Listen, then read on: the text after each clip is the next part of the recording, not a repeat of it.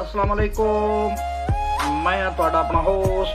Doctor Mohammad Irfan Malik ते तुसीं वेखदे पे हो मेरा यूट्यूब चैनल पंजाबी टाइगर लोग। ते साडे इस चैनल ते नित नवे तो नवे पंजाबी दौड़े कीमती दौड़े रिकॉर्ड होंदे हैं। तुसां वीरां तुसां बिरावां तुसां दोस्तां तुसां यारां तुसां वीरां दी फरमाइश ते आई सानू जनाब स्पैशल फरमाइश की जनाब साडे वीर साडे बिरा जनाब चौधरी मोहम्मद राशिद कंबो साहब हाल वियतनाम। उन्होंने स्पैशल फरमाइश ते उन्होंने चंद दोस्त उन्होंने नज़र दौड़ा जनाब बनज़ीर राणा मोहम्मद कैसर साहब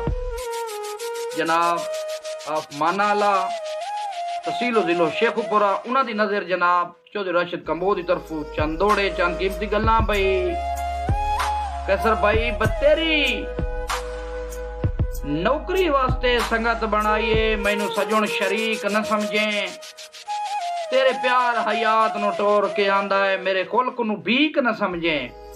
उत्ते कोई निक्का मुक्का रोसा बन वैंदा है राणा साहब वो साहब कोई निक्का मुक्का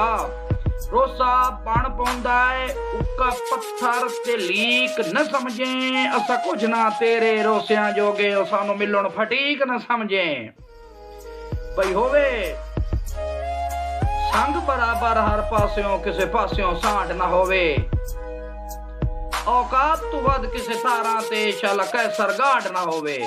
ते बाज़र्फ इंसान दे कदमां चू मेरे सिर ते वाड ना होवे कम ज़र्फ ते घटिया बंदियां दे शाला कबर गवाट ना होवे।